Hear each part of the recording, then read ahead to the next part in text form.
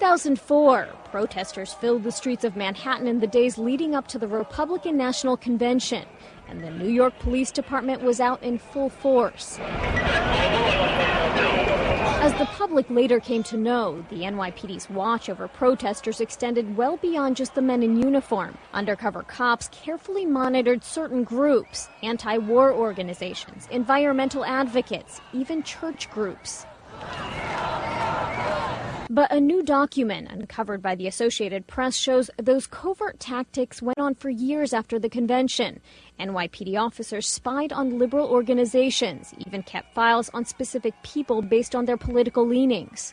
You know, them spying on me, it was bizarre, it was strange. Jordan Flaherty was singled out by the NYPD after an undercover officer traveled to New Orleans to attend a gathering of people opposing the North American Free Trade Agreement.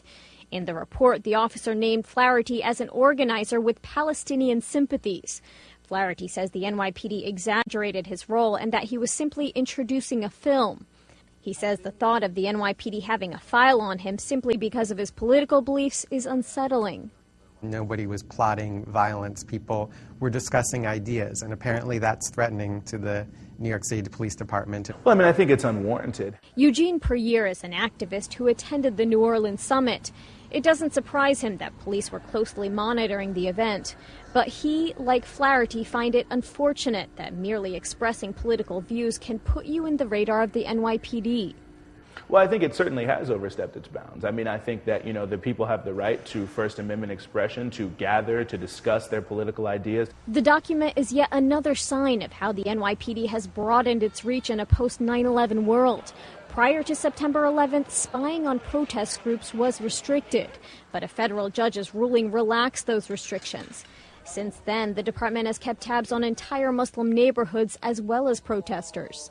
What keeps coming back is the notion that the NYPD doesn't really differentiate between lawful political protest and serious criminal activity, even terrorism. The New York Civil Liberties Union is involved in the ongoing federal suit over how the NYPD treated convention protesters back in 2004. NYCLU head Donna Lieberman claims only oversight may change the NYPD's ways. But the NYPD has long defended its actions, saying officers are allowed to be in public areas and even create documents for planning purposes. They also say regardless of the First Amendment, they need to be aware of protests should violence break out. In New York, Bonnie Ghosh, Associated Press.